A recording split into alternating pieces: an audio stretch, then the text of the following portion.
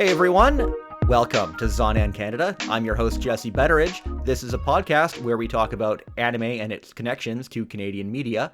And joining me today for the first time in quite a while, it's a very special guest, Dawn from Anime Nostalgia Podcast. Dawn, it's great to see you again. Thank you for having me. I have been looking forward to this. Yeah. So we're talking about, another show that has cultural relevance to Canada. But it's a little different because this show never actually aired in Canada. Most people in Canada have probably never even heard of it. But it is the first anime series that was ever set in Canada and focused on Canadian characters. So you might assume that the show I'm talking about is Anne of Green Gables. That is, if you didn't. No. That is, assuming you didn't read the title description or anything of this podcast. But it is indeed not Anne of Green Gables. No, this is a show that beat Anne of Green Gables to the punch by 2 years. By the same studio, of course, Nippon Animation.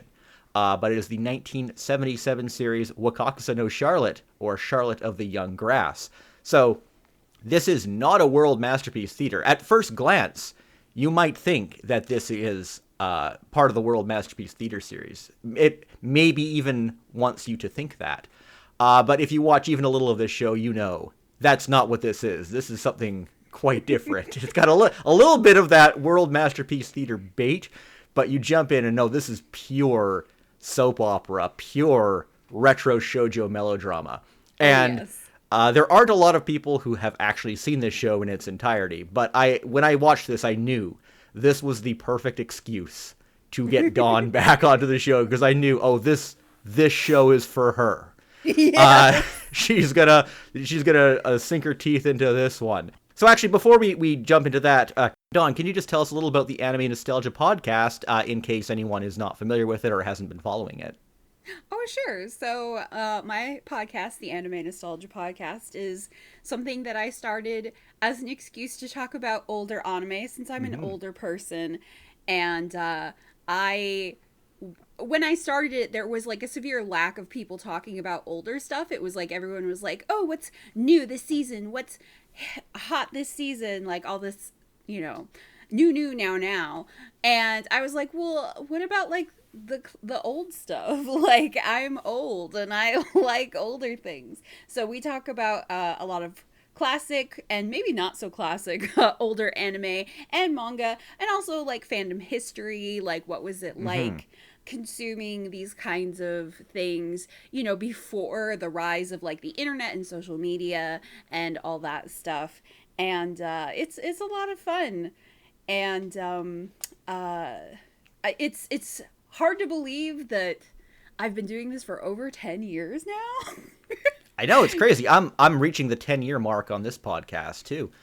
Oh, wow. Yeah. In Congrats. fact, very, very soon the Zonan Canada podcast will have been around longer than the old Zonan Canada blog was back in the 2000s, which is crazy. But yeah, so actually that's kind of interesting. You mentioned how when you started the podcast, there wasn't a lot of people talking about classic anime or really interested in it, but that's changed a lot. Would you say? Yeah. It really has, because it's we've gotten a lot more older titles, like not only physical releases but like streaming, and it's become way more accessible to access a lot of these. We have also gotten a lot more older manga titles being released. Like, if you had told me when I started the podcast that eventually we were going to see an official English release of Ashita no Joe. Oh yeah, I didn't think that was ever going to happen. Yeah. I would have laughed in your face and been like, no, you are lying to me. I'm not going to lie. I still think they're a little crazy for doing it. But I'm excited. Yeah. Yeah, right? So, the whole sphere of anime for like older things and manga has changed a lot. Like, there's still a lot of stuff that I wish we could get an official release of here. But we do have just way more than what we had just 10 years ago. Like, for a long time, it didn't look like we were ever going to get like classic like shoujo stuff, like say Aim for the Ace. I never thought we were going to get that on Blu-ray, but here we are now. We have almost all of it now. Yeah, it's so cool. So, you know, baby steps. In another 10 years, maybe we'll have like, you know, all of Dear Brother manga out, released in English or something. I mean, it's not very long. It's not that much of a commitment for someone to put that out, but yeah, I think it's only like 2 wideband volumes. I think something like that. Yeah, it's not very long. But you know, there's still that stigma with some companies that's like, well, it's old. Like, are people going to actually buy it? You know what I mean? Like, it would be a bigger ask if I was like, can you release Glass Mask? Like, like nobody would be crazy enough to do that. I wish they would release Glass Mask. That's like, we need that. We really need that. But I would love that. Like, I know we have, Sentai released the anime here, but the manga is just like, that's like the epitome of just wild melodrama shoujo manga. Yeah. And also, like, you mentioned that it's mostly an older audience that follows your show, and I think it's the same with mine as well. But I mean, I think there's definitely been a shift in interest for older anime to younger audiences as well. Oh no, for sure. You've seen a lot more interest in it from a aesthetic standpoint. Yeah. I think kids are seeing that there's a lot of real like beauty and artistic merit in a lot of these older titles. And while that is true, it is a great way to like, you know, kind of like, you know, sink your hooks into the younger generation and be like, don't you think this looks like so cool and aesthetic and retro and awesome? Like, don't you want to like watch it? Yeah. So with the show we're talking about today, I don't think it quite hits that lo-fi kind of aesthetic appeal, but there's definitely No. You have to shift your brain a little more to the pastoral kind of mindset that appealed to a lot of people back in the 70s. And you had never heard of this show before I brought it up with you, right? Yeah. I'd literally never heard of it before. I was like, what is this? Like, when I first saw it, the art style kind of reminded me of Megu-chan a little bit. Mm-hmm. Which art style reminds you of a lot of things, because it's a little inconsistent with the way they put things together. It's definitely taken a little from here and a little from there. Mm-hmm. Yeah. But the main character Charlotte, like her whole look kind of reminded me of Megu-chan a little bit. Like, she has like a similar sort of look to her. And I don't know if, like, it's just because it was in the same era, or if maybe they were trying to just, like, sort of go for that sort of style, like, stylistically. Mm-hmm. But either way, I was like, oh, this is, like, a very, you know, shoujo, like, typical 70s shoujo kind of style for the time. And, but, like...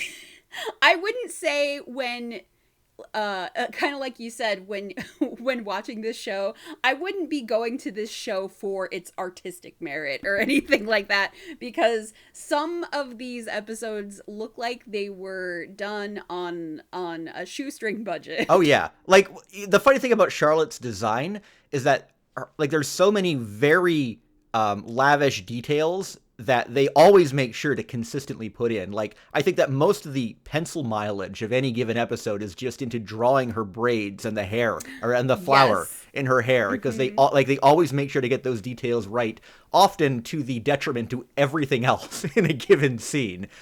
But yeah, so just to give the quick premise of what the show is actually about. So I don't know what year it's set in. I don't think they ever actually explicitly state it. But it is... No, because I was looking to see, like, if it said anywhere what year it was supposed to be set in, and I couldn't find anything. So I was just, like, assuming it was supposed to be, like, maybe the 1950s? I think a little earlier than that. I think this is early 1900s, maybe. Really? I think so. I would think so, yeah. But it's It's earlier than 1950s for sure. I would say, I guess, very late 19th century, early 20th century. They're not, again, I don't think they've pinned this down in a very specific way. I think it's just sort of like whatever time frame can capture the pastoral vibes that they want to deliver. I guess it's the thing that probably threw me off was her outfit. The one that she wears the most is like these overalls, but it's like a dress. And I was like, she's wearing kind of like high boots and a short skirt, and that makes me think 60s. But I was like, but this is supposed to be older, so I was like, maybe the 50s? Well, there's like traveling back and forth on boats. Yeah. And airplanes don't really seem to be an option. So I'd pin it a little earlier than that. But anyway, it is set in just sort of the rural outskirts of Quebec City. And it's about Charlotte Montburn. She's a charming girl who just turned 12, and she has many animal friends and lives with her father, Andre. But on her 12th birthday, she receives a package from her mother, who was supposed to be dead. And she learns that her mother is traveling to Quebec to meet her. And her, as it turns out, her father was an aristocrat from France who left his family and also his wife behind to come to the New World and start a farm in Quebec. And then her father goes to meet her mother, Charlotte's mother, and he dies while en route to do that. And what ensues after that is a power struggle over the control of their farm. And then again, we have lots of traveling back and forth again from country to city, and then eventually from Quebec to France and then back to Quebec. And so very, very much melodrama and some unbelievable cliffhangers that I can guarantee you will not see coming when you're watching this show. There were so many times where I was just like literally gasping at like, what is even going on right now? When that snake bursts out of the bushes to bite Knight on the arm, that is one of the most incredible things I have ever seen in an anime. It's just like, I was like, holy shit, where did that come from? Just like, yes, we're gonna get a solid episode of melodrama out of this one. I was like, oh my god, he's gonna die of a snake bite, let's go. And also she has an adorable hamster named Spica. And she also has the sheep. The sheep. Yuko. Yeah. There's some drama we get out of those precious animals as well. When it looked like that guy yeeted the hamster, I was screaming. I was like, oh my god. There's a scene later on, and I feel that this is the point where the show like really gets good, where like Charlotte has, of course, her hamster with her, and there are machinations to get rid of the hamster, to hurt her. And there's a scene, like, you see, there's a next episode preview, it's like episode 19, where you see this guy like grab Spica, and it appears that he's like twirling him around and throws him off the boat. You're just like, whoa, what the fuck is gonna happen in the next episode? I gotta see this. And I was literally like screaming. I was like, they killed the hamster. I will spoil one thing. They, in fact, do not kill the hamster. And the explanation for how he survives is wild. It is ludicrous and awesome. I was like, are you kidding me? Because for a little bit, you do think, oh, they did kill the hamster. Oh God, oh no. Yeah. The show really wants you to think for a moment that the hamster is dead. And I was just like, damn, this show got brutal. Yeah. But the doctor is a good guy. He's one of Charlotte's allies, right to the end. So it all worked out. Dawn, what would you compare this show to?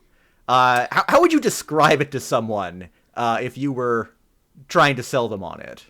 Okay, so when I was describing it to people, when I was starting to really get into it, I was like, it's like a over-the-top shoujo version of Little House on the Prairie. Mm-hmm. Yeah. That's the best way to describe it, I think. It is. And I think you see so many shows like this coming out in the 1970s, and I think a big reason for that, and I haven't heard people like discuss this too often, but Little House discussed this subject too often, but Little House on the Prairie obviously was very popular in Japan, and the television show was running in the 1970s, and the reason is because one of the Little House on the Prairie books was one of the few books that was allowed in Japan and accessible in Japan during the U.S. occupation after the war, or after World War II. So it's not surprising that the television show was popular, and I think that makes sense. Don't quote me on this, but I think that is a big part of what fueled interest in shows like this, and even something like Heidi, I think, resonated a lot because of that whole trend. Yeah, but and also there was a Little House on the Prairie anime, Prairie Girl Laura, which That's was right. yeah, and it was apparently not very good, and canceled very quickly. But yeah, they did do a direct adaptation. But this is definitely Little House on the Prairie in Quebec, a Canadian version of Little House on the Prairie. And it was the first shoujo series produced by Nippon Animation. It started on TV Asahi Saturday, October 29th, 1977. And this was a time slot that was starting to run Nippon Animation shows. It replaced Gingeyser. And Charlotte only lasted 30 episodes. It seems that most of the English language sources I've tapped have said that the show was canceled due to its lack of popularity.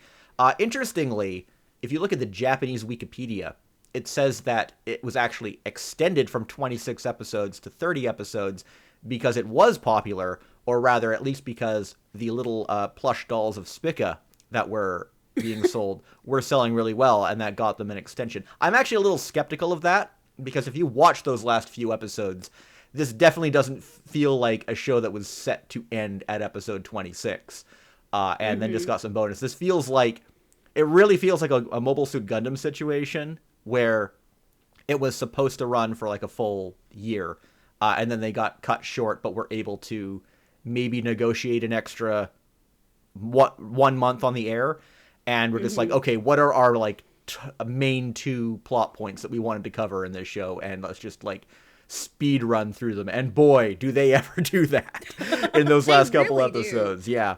So I mean, I don't know what the whole story was, but it was cut short at 30 episodes, and then it was replaced. The show that replaced it was another Nippon Animation shoujo series, Haikara-san, Hello Miss Modern. Interestingly, the main character, whose voice is by Keiko Yokozawa, she also is the voice of Charlotte in this show. So, yeah. So that kept, a constant paycheck for her, in that case, at least. And this time slot is also what eventually was home to Lady Georgie, a very similar show. And also Saint Seiya, and this was the Sailor Moon time slot, eventually. And they ran all Sailor Moon, as well as Cutie Honey Flash, and then Cutie Honey Flash got replaced with variety shows, which is what happens to many of these primetime anime slots in the late 90s, unfortunately. So the director was Eiji Okabe, so he worked on some older TMS and Nippon Animation stuff. Notably, we talked about Attack Number 1 on this show before, and how it didn't really have a like traditional chief director the way that we know shows do now. But he was for the most part the head director of Attack Number 1, because he's one of the only people who's credited as director on every single episode. So he probably played a similar kind of role. But for this particular show, I think it's more notable to focus on Shinichi Yukimuro. He is essentially the creator of this. So Wakakusa No Charlotte was a completely original story. Original, quote-unquote original story. Because it wasn't based on a manga. There was a manga adaptation of it, but it was not. That's not the source material for it, and it's not based on a classic piece of literature or anything like that. It was an original story by this guy. And Yukimuro, he was a seasoned writer. He's been working in the television industry since 1965. One of the shortly before he was working on this show, he also was one of the lead writers on Sazae-san since that show started in 1969. And here's what's really wild. To this day, he is still a writer on Sazae-san, which, of course, is still running in Japan to this day. It is the longest running animated series in Japan, although apparently not the longest running animated series in the world, as a lot of people believe. That is Sandmännchen in Germany. Is actually been running a little longer than Sazae-san. Yeah. So Yukimuro also, he was the credited creator for one other title. He actually did a manga in Nakayoshi magazine called Good Morning Spank. So that's about Ohio Spank. Ohio Spank, yeah. So he was the creator of that, which is have you read Ohio Spank? I haven't read it, but I have seen little bits of the anime adaptation, and I really do like the original style of it. It's very cute. Yeah, it's about a girl who her dog gets run over, but then she adopts this other dog. That's the idea behind it, right? And then and then he makes it's a show with many happy endings. Yes. Yeah, it's a very bright, optimistic kind of show, and it was adapted into an anime, and that anime also ran in the same time slot in the 1980s. So that's really those are the primary things that Yukimuro was creator of. But obviously, when this show went on the air, Little House on the Prairie was at the top of a lot of people's minds.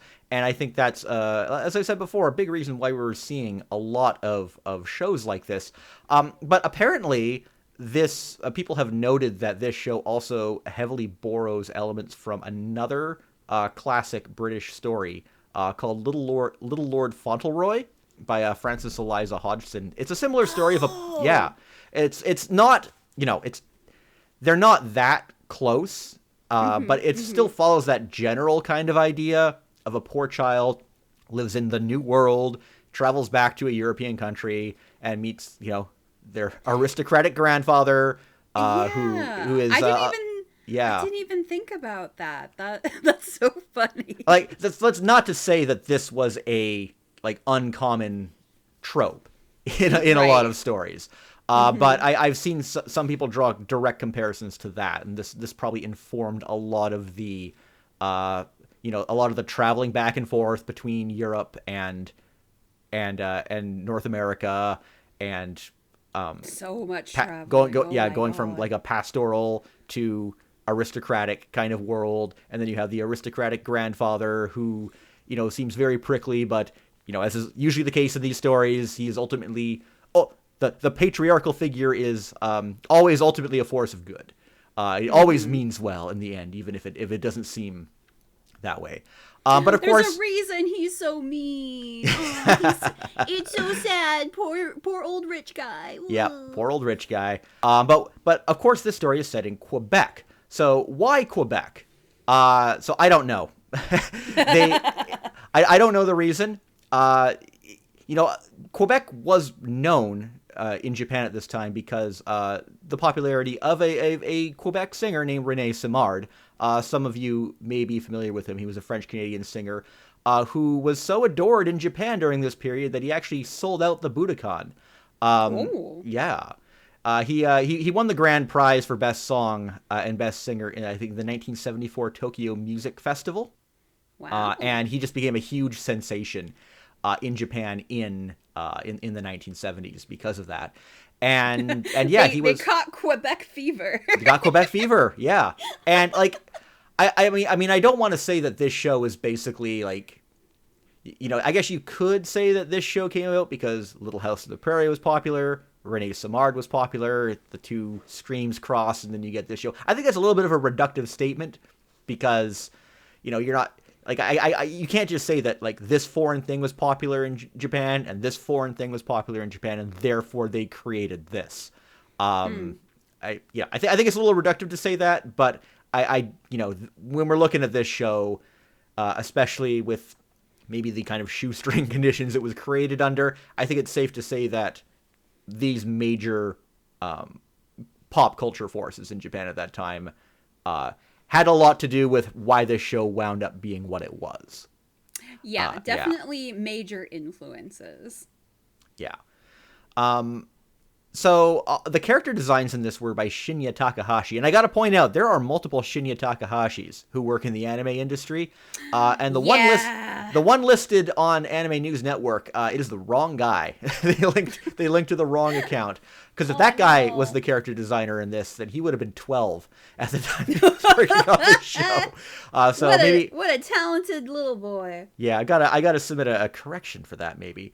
He didn't do character designs on a whole lot of other things, but this does go back to sort of what I was talking about earlier, how this show doesn't really have a consistent style. The characters all look very different, almost like...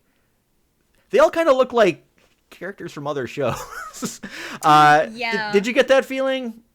Yeah, especially as the show went on, and like you could definitely tell in some instances there were different key animators because like Charlotte's eyes would get bigger. Oh yeah. Smaller. Wow, yeah. Sometimes Sandy's hair would get longer or shorter. Yeah. Night would look like more Bishonen sometimes and sometimes not. It was very interesting. Yes. Well, let's take a closer look at these characters maybe. So we have Charlotte, who's our precious girl from rural Quebec. And you mentioned that she has a lot of similarities to Megu-chan. I didn't notice that myself, but now that you pointed out, it's like, yeah, they really that's maybe kind of the template that her design and mannerisms are drawing from a lot. I think that's a good observation. And we have Sandy, he's the himbo of the show. He's the cowboy. Yeah. Also in those last few episodes, he's just hanging around with no shirt on most of the time too.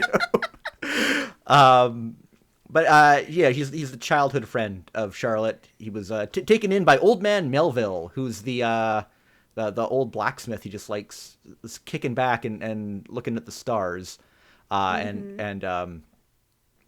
becomes mayor in the end too. In the last few episodes. Very awkwardly. Very awkwardly, as if that storyline was supposed to go on for many more episodes than it did. Sandy, so I don't know. I think he kind of looks like Akira from Devilman. Like he does kind of like without the giant go nagai sideburns. Yeah, exactly. But he even follows a similar color scheme. But he's Charlotte's childhood friend, and ally, and he does, as we see later on, he does think with his dick a little too much sometimes. His major flaw is exposed later on, and then there's Knight, who you mentioned, the mysterious blonde pretty boy who he's mysterious, and they really lean on his mysterious past, which I have personally. They lean on this so much and want you to be involved in the mystery of this character. It's not that interesting. He's ultimately, like, I actually forgot what his whole deal was at the end, and I had to go back and watch it again. I'm just like, what was it again? And he's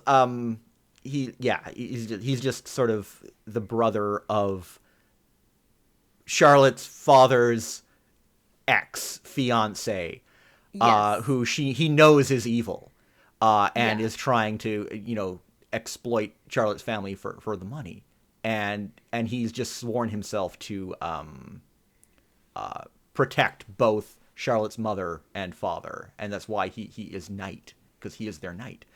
But we never even learned, like, his real name. No, we don't. I don't remember hearing it. If they said his real name at any point in the show, I missed it. And it's so funny to me because even his family starts calling him Knight. They don't call him his real name. Yeah, I know. Which is so bizarre. Like, it was like he wrote a memo and he's like, "Hey fam, you're gonna have to call me Knight from now on." Yeah. Because it sounds cooler and I want to protect this girl and her family. Which is hilarious. It always made me think of '93. Oh, okay, yeah. Which that I don't think, yeah, that was like an 80s series, so that hadn't come out yet. But like every time she's like screaming Naito, Naito, I was like, this is so wild. It just made me think of Aishite Knight because, you know, that's the only other like anime that I have the tie to that name. Because usually in an anime they don't say knight like in the English word, that they'll say like kishin or something like that, like the Japanese word. So it was really weird to just hear her like screaming about knight all the time.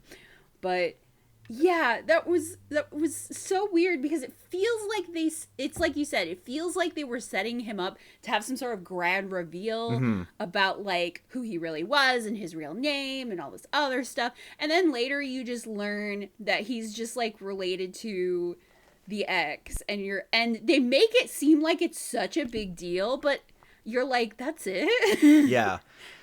It's kind of funny because when Charlotte arrives in France and then meets her, her grandfather, Count Montburn, it's just like, yeah, he's got evil clones of her parents just ready there, ready and waiting there. And that's of course, one is like her father, Andre's cousin, who looks exactly like him. And of course the narrator is careful to point out or make it clear, just in case you thought there was a chance that these people are her parents. It's like, these people look like her parents, but what's really going on? It's just like, okay, we know something's up here.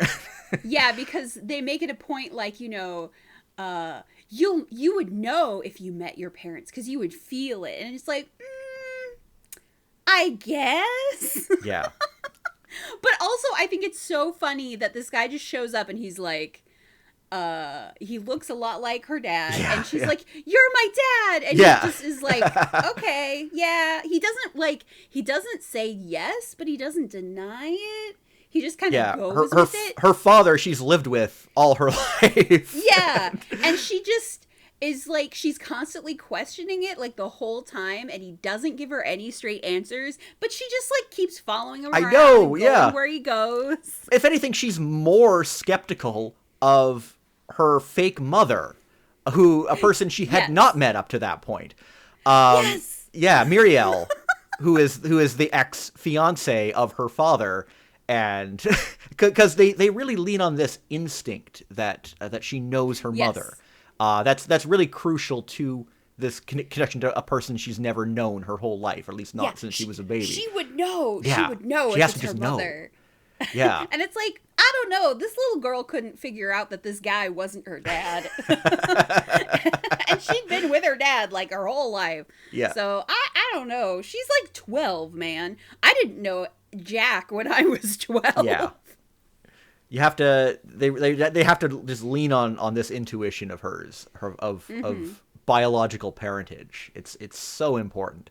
But also, I don't think we even mentioned that, like, the show also wants you to believe that she can, like, talk to animals. She's like an animal. She's like an animal empath. Yeah, like, we have Spica, who he's a big deal. He gets a whole introduction episode early on. Yeah.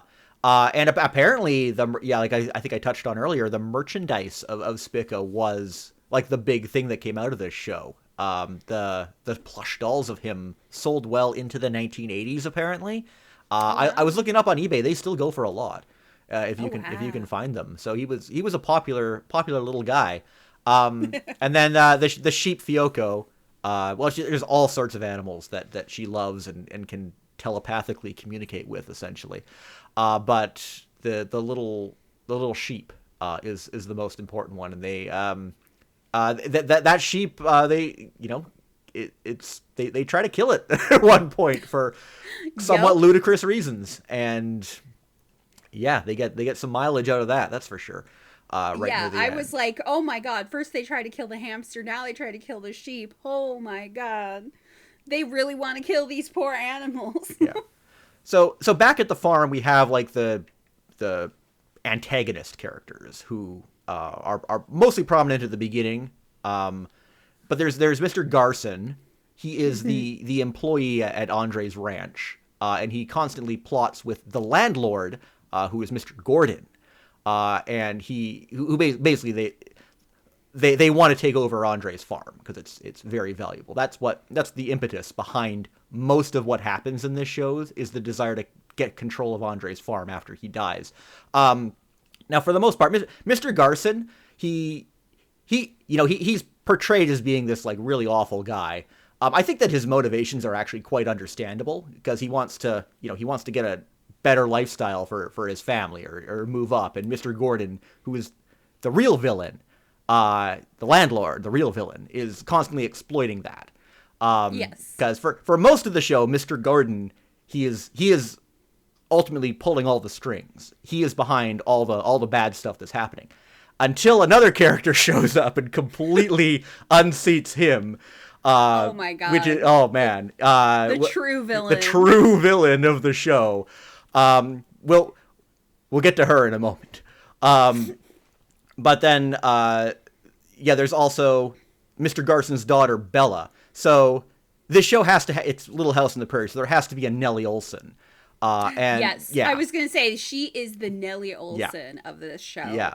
100%. 100%. And yeah, she's just this little twerp who obviously just hates Charlotte and will do anything that she can to undermine her or stand in her way. I note very notably the time that Charlotte got the letter from Knight telling her that her mother's alive. Or I can't remember what where things were at that particular point. She hadn't met her mother yet. She tore it up and spread the pieces around the forest, which were still very improbably discovered and pieced back together by Charlotte and Sandy, I believe. And I'm just like, wow, that's wow. They showed her. There was the whole thing about like, oh, but we saw your boot prints like in the snow, and why would you be out there unless you were throwing the ripped pieces or throwing away the letter? And she was like, "There's no way I would have ripped up that letter." And then she was like, "We never told you it was ripped up. How did you know?" Yeah, it was so high drama, and you get the stinger like close up, like oh my god, it's very high drama, very like almost oh gosh, telenovela. Yeah, it is. It goes right to that level. I'd say, with just how ludicrous things get sometimes. So there's a lot of characters in this show.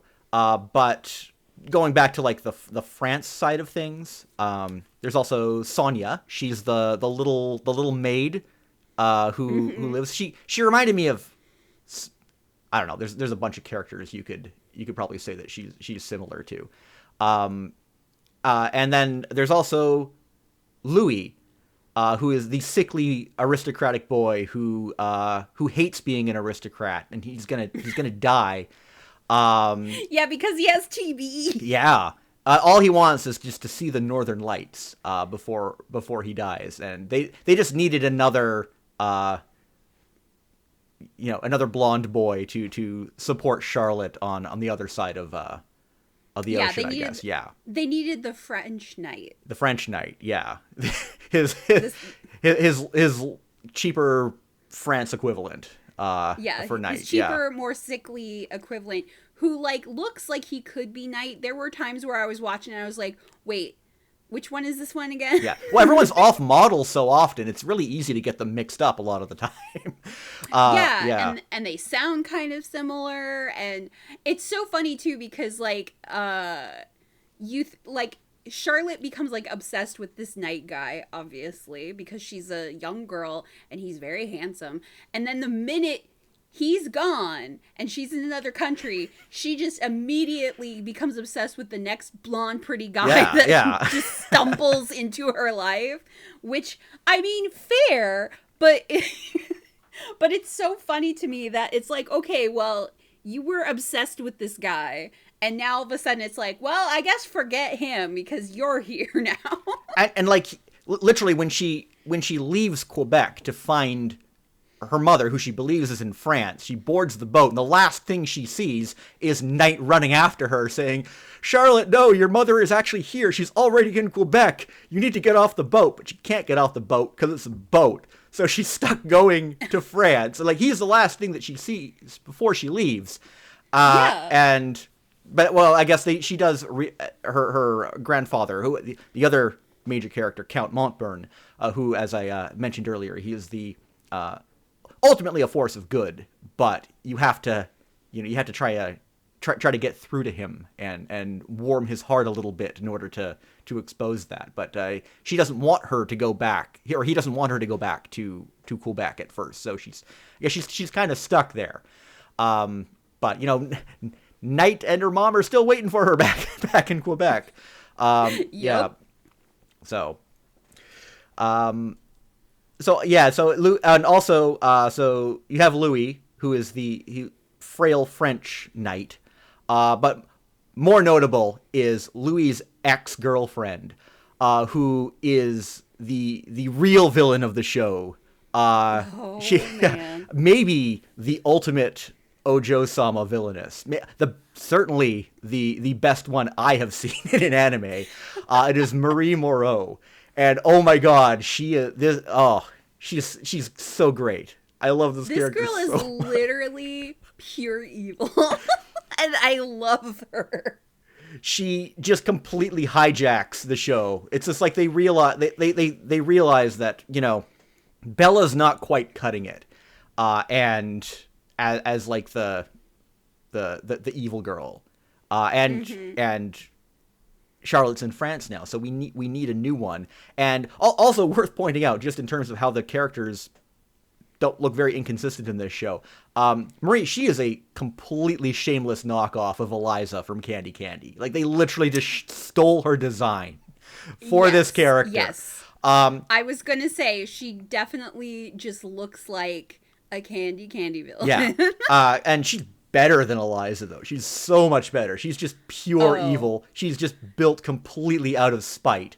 Yeah. She literally at one point is like, I just did all this mean shit because I wanted to see Charlotte cry. Yeah. There's one part where Charlotte just says, like, did you just come over here to yell at me?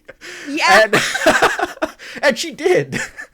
She did. She was like, yeah, I traveled all the way across an ocean to yell at you. Yeah. Because I'm that petty, bitch. And she wants to take and basically the for about 5 episodes, I think, up until the episode 26, like, she just out of pure malice wants to take over the farm herself and turn it into her personal villa, just to taunt Charlotte, essentially. Yep. And like, even like I mentioned that, like, up until that point, Mr. Garson, he is the big villain, and like even he is just kind of aghast at this character who just completely takes over as that main villain role. And man, she tries to burn down the house, and there's just this... I was gonna say, like, she literally at one point is like, let me just burn this fucking house down. And there's this shot of her cackling in front of the fire. They keep cutting back to it like 3 or 4 times. I'm just like, yes, this is so great. This is the best. It does not get better than this. I was like, oh my god, this is peak shoujo right here. This girl is so fucking petty. So fucking petty.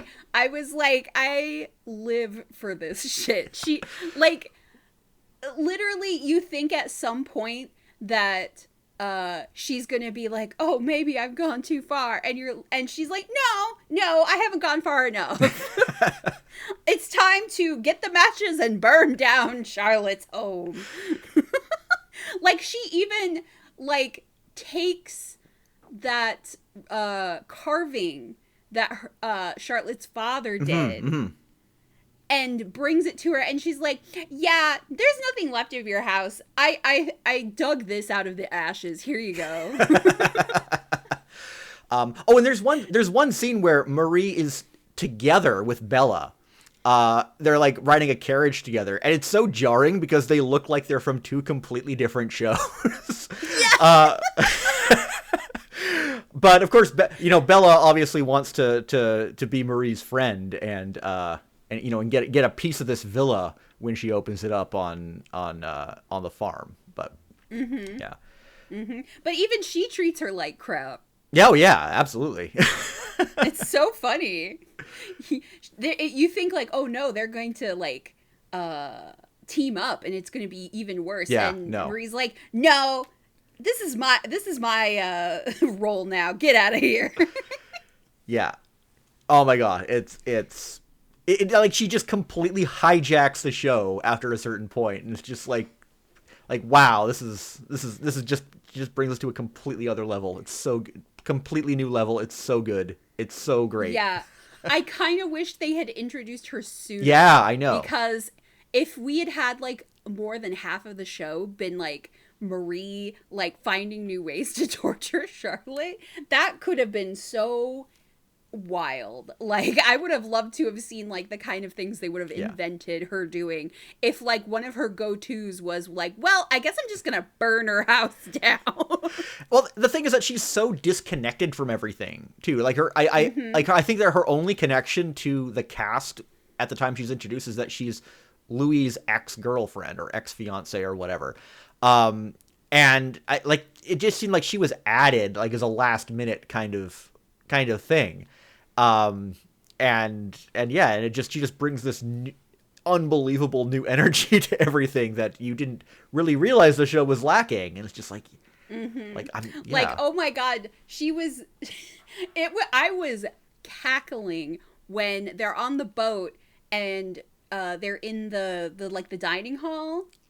And Charlotte comes in and Marie literally like jumps up and screams and points. She's like, a rat! And everyone's like, what? And everyone's like asking her like, what do you mean? There's no rats here. We have a clean ship. And she's like, I don't know. Didn't you just see who came in? Like, oh, how could you allow such vermin on your ship? Oh. And we find out like later she means like she was trying to insinuate that she meant Spica, the hamster. But the way she says it makes it sound like she's calling Charlotte a piece of vermin when she comes in, which is so funny. Like, I was like, the fucking shade levels are off the charts here. And of course, she was the one behind Spica's apparent demise in that legendary scene.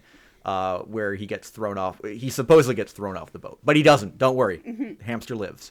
And also, the hamster does live. And also she seduces Sandy at one point. Yes. She's like, oh, time for me to seduce this stupid cowboy. and yeah, so yeah, they put her to good use. That's for sure. She's the best part. I think she's the best part of the show. Absolutely. Well, okay. There's two great things in this show. One is Marie Moreau. The other is something that happens a little earlier in the series where, it starts off kind of slow. They're going back and forth, between city and the farm, and the pieces are all kind of being set up, and the characters are being established. But around episode 10, they go to the Quebec Winter Carnival. Oh my God, yes! Yes! And this was a revelation for you when you first saw it, because you weren't familiar with Bonhomme. No, I literally was like, there's no way this is real, right? I was like, this is made up. This has to be. I was like, it's almost too specific. And then I was like, I'm going to Google it. And I was like, no, Bonhomme is real. He's a fucking real. He's Quebec's cherished reformed tokusatsu villain, Bonhomme.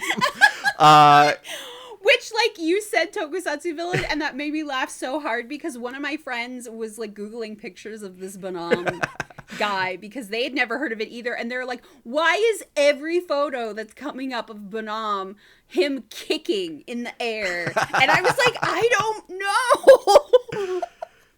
But then you say he's a retired tokusatsu villain, and I was like, that's it. Yeah. That's why he's always kicking. And also, that does bring in, because she goes and she meets him, and you see his terrifying anime form. Oh my god, he's so scary. Yeah. He's so scary. But she has to go shake his hand, and they just have this little stare down for a few seconds. It's so awkward. It's so awkward. I made a GIF and I posted it on Twitter because I was just like, look at this. Look at this. Because, like, she's told, like, oh, if you get to shake Bonhomme's hand, it'll give you good luck. And since you're searching for your mother, you should go up there and try to shake his hand so we can find your mom. It's like this whole excuse for her to meet him. And, you know, she rushes up there and she's like, oh, please shake my hand. And, like, there's this weird just scene where she's, like, just sticking her hand out going, like, please pick me. Like, yeah, this very intense look on her face and a very intense look on the Bonhomme face. But he's smiling, so it looks even weirder. And he finally, you know, takes her hand and he shakes it. And she's just, like, overjoyed. Like, she looks like she just won the lottery or something. And she's like, he did it. He shook my hand. And everyone's cheering for her. And I'm like, girl. Meanwhile, Knight is, like, imprisoned in this basement somewhere when he's trying to get information of where her mother is. He got captured by freaking pirates, smugglers. And, like, they're trying to find him, too, because he supposedly knows where her mom is. And it's so funny, because, like, before this, there's this whole thing where, like, she goes to Quebec because she's supposed to meet Knight, and he's supposed to tell her how to find her mom, and then he gets captured by smugglers and they throw him in this basement, and she's like, I know he's supposed to be here somewhere, I know it, and she meets, like, some little old lady selling, what was it, lobster? I think it was lobster, yeah. No, shrimp, yeah. And she's like, oh, I wish I could, you know, figure out what's going on. I traveled all this way to Quebec and my mom and Knight, and she's, like, freaking out. And the little old lady is like, well, if you stay for the winter festival, I'm sure he'd be there. And that's not for, like, a month. Yeah. So she's like, old lady, let me stay with you and I'll help you sell your shrimp if you let me live with you for a month. And it's like, you literally just met this woman and you're like, let me live with you for a month. Well, the show leans a lot on just lack of technology that was available at the time that the show was made. It's just like they don't have access to telephones. They don't have airplanes. You know, you're on a boat. You can't get off the boat once you're on the boat. Then you have to travel all the way across the ocean. You know, it leans a lot on misunderstandings based on things that you know could be fixed with modern technology, and it also and also travel time. It's just like, oh, it's going to be it takes 6 hours to get from the farm to the city. And they just milk so much drama out of stuff like that, which, you know, I think is cool. But it's funny too because it also makes you wonder just how long time has passed in the show, because they don't really tell you, like, how long the traveling time is whenever she's on a boat. So there's a point later in the series where, like, she comes back to the farm after being in France for a while, but you don't know how long she was in France because they never say. Yeah. So, like, she comes back, she looks exactly the same as she did in the beginning of the show, and Sandy is like, Charlotte, is that you? I don't recognize you. It's supposedly, I don't know, I can't remember when it starts. It supposedly ends the May of the year after when things start. So this all takes place in less than a year. I also wanted to point out that the whole Quebec Winter Carnival thing does raise serious questions about what year this show is set in, because the Quebec Winter Carnival started in 1895. So reasonable to expect that, it was probably set around the time that started. Feeds into how they're ambiguous about the actual setting. But Bonhomme was not introduced to the carnival until 1955. See, I think that's where I got the idea it was also in the 50s. Yeah. Because I was like, well, if Bonhomme's there, it's got to be in the 50s, right? Yeah, but I don't think they were kind of playing a little fast and loose with the time. Well, as for why they had this guy in the show, so what I suspect is that they probably contacted the tourism board of Quebec, and they're just saying, can you send us some material that lets us just know about Quebec and contains photographs and stuff. They probably sent him this brochure that had Bonhomme right on the front cover. They probably saw this guy and they're just we have to have him. We're putting him in this show. He's important. He's super important to the Quebec life. We have to. I mean, when you look at Quebec tourism things or any kind of primer on Quebec culture, in school I live in just a completely anglophone part of Canada, but they teach us about Quebec culture and French Canada because they have to, because we're here in Vancouver. I'm completely culturally disconnected from that part of the country, so but it's we're a bilingual country. They're an important part of the country, so they have to actively educate us on it. But Bonhomme is always up front and center when you're looking at an introduction to French Canadian culture.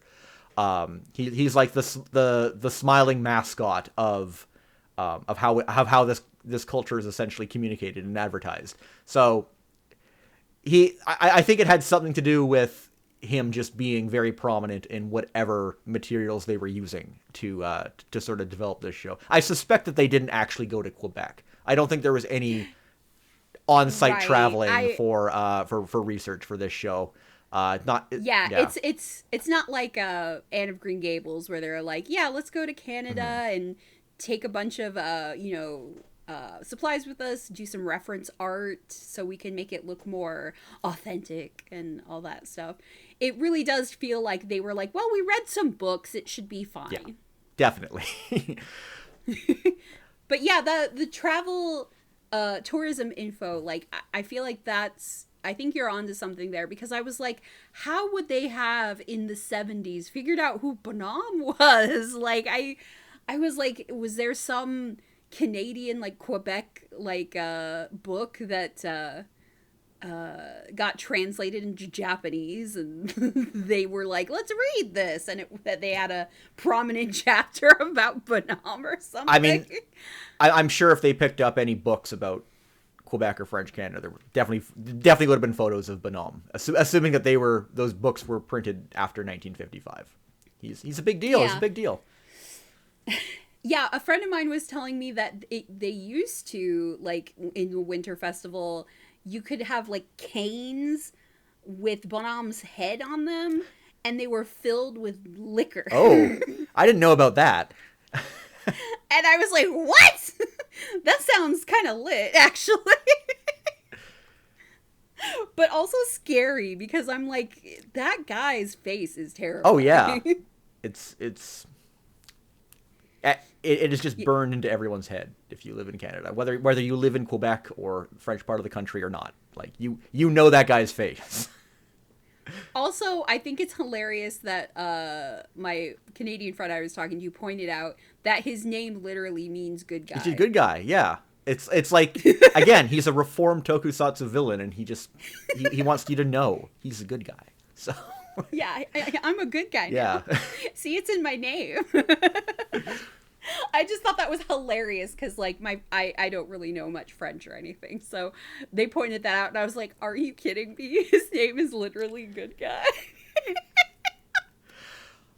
That's so funny to me. So there's one more character we haven't really talked about in the show, who is Charlotte's mother, Simone, who played by Akiko Tsuboi, who is most famous as playing the most mother roles in all of anime. Yes. She had that title as of 1997. I'm pretty sure nobody has outclassed her in this area, because she is like literally everybody's mother in every anime from like 1965 to like 2002. She literally is mother. Yeah. And she looks a little Leiji Matsumoto-ish, I'd say. Which makes sense because, like, you know, Matsumoto got his start doing shoujo Exactly, manga. yeah. So it's like a very classic sort of the willowy kind of shoujo woman with the long blonde hair and the beautiful eyes. Yeah, and of course, when Charlotte meets her, she knows for sure that it's her real mother. She's like, oh no, this is definitely my mom. And and she's just sort of the sought after figure for so much of the show. But then they finally are reunited after a certain point, and she just becomes part of the cast at that point. And and also actually I also want to talk about just the last few episodes of this show. So I mentioned before how this show really seems to go into rush mode in the last 3 episodes, because there's a plot where Mr. Gordon is running to become mayor of the town. And of course, Charlotte's grandfather, he recognizes that this is bad and wants to stop it because he has good intentions. But his ultimate solution, because he can't run for mayor himself, is to have Simone run for mayor, and she doesn't want to. And even though it's to stop, the horrible man from gaining all this power. And Charlotte, she loves her mother and recognizes that she doesn't want to be mayor. And here's something that I just really was confused by and didn't buy, was that she tries to convince people not to vote for her mother because she knows that her mother doesn't want to do it. And it just seems like this part was not fleshed out enough. Her motivation for stopping people from voting for her mother to keep Mr. Gordon from becoming mayor, they really didn't sell this. I think this was definitely supposed to be a plot that would go on for many more episodes. It felt really like kind of slapdash. Yeah, definitely. Like, they wanted to get this plot in about Mr. Gordon running for mayor, which I guess is just like kind of was the end game that they kind of wanted to get to eventually, but they just did not have the time to properly flesh it out. And you're having this situation. It really doesn't make any sense, because, like, come on, Charlotte, maybe don't cling to your precious principles and think about the people who are going to be hurt from Gordon becoming mayor. Charlotte, maybe think about that a little bit. Just say it. Again, she's like 12, yeah. So she's often very selfish. Yeah, true. So, like, that seems in line with, like, something. It does, absolutely. But when you're doing this plot in 3 episodes, they really don't have time to kind of sell that idea. It's really in rush mode. Oh, also one of the all-time great cliffhangers is just right in the election when they intervene and have Mr. Melville run for mayor instead. Just immediately Louis races in on horseback after coming back from Alaska to see the Northern Lights. And of course he is dying, so he just runs into town on horseback, and like people immediately like help him off the horse and lay him on a stretcher basically. And they're just like, "Oh no, Louis dying." It's just like, "Oh yeah, we need to resolve this still."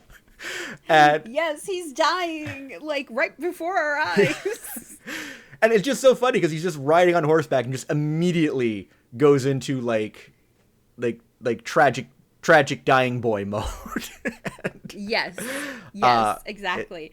Which is so sad because I was expecting there to be some sort of like love triangle showdown between him and Knight. That would have been too confusing. Well, him, Knight, and well, actually, it would have been more of a love square, right? Because it would have been him, Knight, Sandy, Yeah. and Charlotte. Yeah, Because they kind of set it up early to where like, you know, like you said before, Sandy is like her childhood friend, and you can obviously see that like she kind of likes him. They don't explore that very much in the show. No. That's another thing that they kind of try to throw in there at the end, because you get that impression, but they don't really explore their relationship as being anything romantic for those first 26 episodes. No. Yeah. Like, you kind of get the feeling, like, later they're going to, but they never really do until, like, the very end where they're like, oh, yeah, here. Yeah. So, like, I was expecting, like, oh, maybe they'll do something like that, but no. Like, immediately, he's like, I'm dying! Yeah, and ultimately And I was like, damn. Yeah, and he's the one who motivates Melville to run for mayor. I think my timeline was a little mixed up when I mentioned that last, but that's his ultimate that's the ultimate payoff for his character. So it works, but you know, again, super rush mode in these last 3 episodes or so. Yes. Yeah. Also, I think it's funny, like, way back when you first find out he's sick, it's like, oh, you know he has TB because he pulls out a handkerchief and it is immediately soaked red. Yeah. Like, the whole thing. It's not just, like, the subtle where you see in some shows where it's like, oh, he coughs and there's, like, some spots of blood. No, his whole handkerchief just turns red. Which I thought was so funny because I was like, if he was literally coughing up that much blood, he would be dead, like, immediately. Yep. But, you know, they have to really up the drama. But it's like, oh, no, I'm fine. Yeah. They like, definitely, there's definitely moments blood. where they're just like, there's not enough drama. We gotta, you know, add more drama. How can we crank this up a bit? I know. Let's have him cough up a whole quart of blood right now. Yeah, but hey, this show, I think it, despite it has quite a few flaws, I think it holds up. I think this show could find an audience these days. Would you agree? Truly, especially like if you are a big fan of like old school shoujo where it's like petty drama that's just like stretched out into like absurd amounts. Like if you loved like Rosa Versailles or Glass Mask or Candy Candy or anything like that, like this is totally in that vein, and I was like eating it up. Like literally the last handful of episodes, like you were saying, they go at like breakneck speed. There is so much going on at any given time. Like I literally feel like I felt while I was watching it, I felt like we were in overtime in a sports competition and they were trying to get as many high drama shoujo tropes in there as humanly possible. It was amazing. It really was. And hey, Discotheque, they just put out Lady Georgie on SD on Blu-ray, and like this show, this is 100% the same vein as Lady Georgie. And also, unlike Lady Georgie, which is standard def on Blu-ray, Wakakusa No Charlotte has been remastered in HD. They can actually put this out proper HD master on Blu-ray for sure. It looks better than you'd think. Of course, like, you know, exposes many of the flaws, but you know, even just watch the opening in Blu-ray, and you're like, oh wow, this actually looks pretty good. The whole show of Wakakusa No Charlotte, it is fan subbed, which is actually impressive because we talked about Hikara-san Hello Miss Modern, which is supposedly the more popular show that replaced it after. That one has not been fully fan subbed. We're still waiting on most of that to be translated, I believe. I think we only have a few episodes of that. Yeah, I was very impressed that this whole show was subtitled by a single person. The translation is kind of like, like it's not super well written, but it gets the point across. There are some choices. There's my favorite little thing that comes up in the translation is that there's one character who early on in the show is a little boy. You think they're talking about Charlotte because they call the person Char, but it turns out that it's actually this little boy they're talking about. And I'm pretty sure that his name is actually supposed to be Jacques, but you can't. But just due to the Japanese pronunciations and the katakana and stuff, the confusion between Char and Jacques doesn't work. So the compromise in the translation is that they call him Shark or Chark, and they just stick with that for the show, which is funny. But yeah, this whole thing is fan subbed. The translation is good enough. You can follow the show and enjoy it just fine. It is all on YouTube. You can find it there, you know it's out there for sure. The fan subs use a ratty old VHS rip, I think, or a really bad DVD rip, but there is an HD version out there as well. So I hope we see that get released one day. If they can do it for Lady Georgie, they can do it for Charlotte of the Young Grass for sure. I would love that because like after I watched this, I was like telling people about it, and I was like, if you really love really silly high drama shoujo where like everything is taken so seriously and just to the most ridiculous proportions, like this is such a fun show to watch because it is like so high drama. It's almost like camp. Yeah. It's so high drama. And I love that. Like it starts a little slow, but like once like you get to the point where like, oh, Charlotte might lose the farm, and then like everything starts happening. It's like you're just like, okay, I am 100% into this. Like, let's go.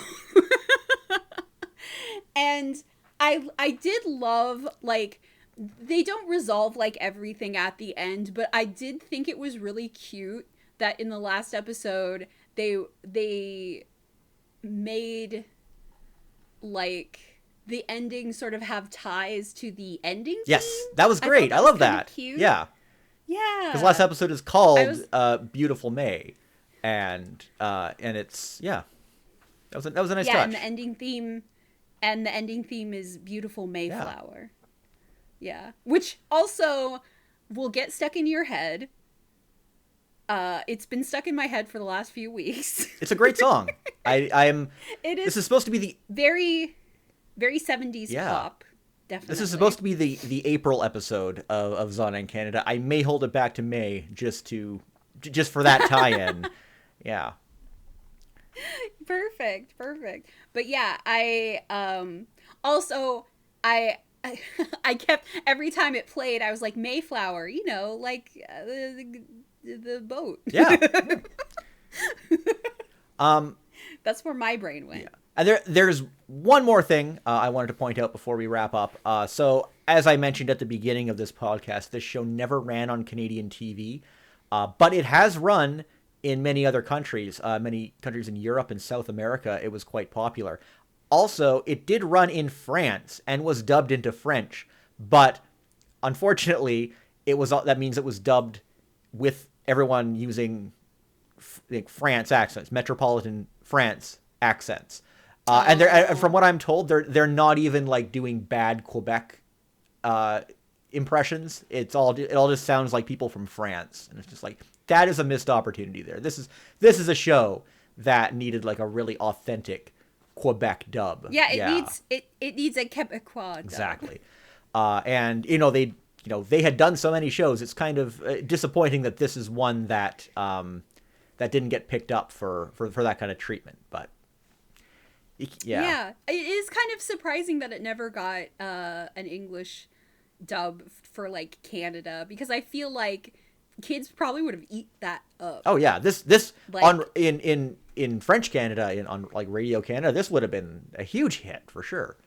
Absolutely. Right? Like, can you imagine how delighted children would have been to see their friend, Mr. Bonhomme? Maybe they would have been critical about the questionable timeline of him showing up.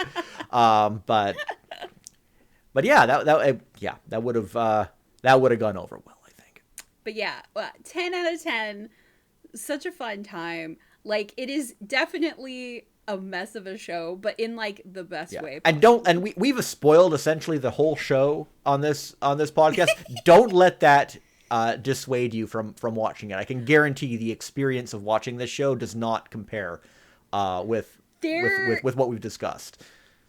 There is so much that happens between these little pieces that we've talked about that it would take longer to explain the plot and how we get from A to B than it would be to watch the actual show. Because there were times I would literally just be like, I can't believe to get from here to here, they did all this.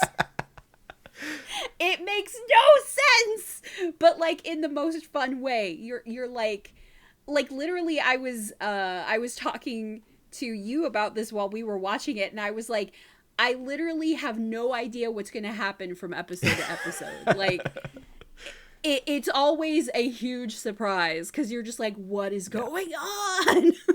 And Marie, you have to see Marie to believe this character too. Yes, oh, Marie, my child, my new daughter. I love her. She is like the epitome of just spoiled, rich shoujo brat. I love her. I love her so much. And they do that thing in the anime, like her and Bella, like when they're really getting like conniving, like their face almost looks like almost rat-like, like they squinch their face and they look really like just evil. It's so good. All right. Well, I think that just about wraps us up for this episode. So, Dawn, can you just let people know where they can find you on the internet or social media and anything you're working on right now? Sure. So you can find me on Twitter. I refuse to call it anything else. I'm sorry. It's Twitter. You are correct. At Bunny Cartoon, where I tweet mostly about like old anime and manga and stuff, but also just whatever happens to fly my fancy, and also pictures of my cats if you are into that. You can find my podcast pretty much wherever you get your podcasts. If you search the Anime Nostalgia Podcast, you can find it pretty easily. I'm also streaming on Twitch a little bit more regularly these days. Yeah, I noticed that. I've been doing a lot of different things, just like trying out new things. Lately, I have a fun little partnership with Tokyo Treat, so I've been doing these like Japanese snack tasting streams, which have been very fun.